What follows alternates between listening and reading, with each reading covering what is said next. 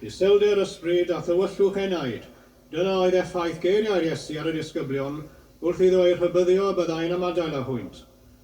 Ond y lasent fod wedi gwrando'n fwy manwl oherwydd yr oedd ar yr un pryd wedi addo danfon diddanydd ac eiriolwr iddynt, i fod gyda pwy i'w hargyhoeddi a'i tywys i'r gwirionedd. Mae'n hemi nesaf yn ein hatgoffa am waith yr ysbryd fel diddanydd, ac yn gweddio ar ei ni hefyd gael ein cynysgeiddi ar ysbryd i'n harwain drwy anialdi'r bywyd i'r gwirionedd. Y geiriau gan John Hughes Pont Robert, y dôn yw Bangor.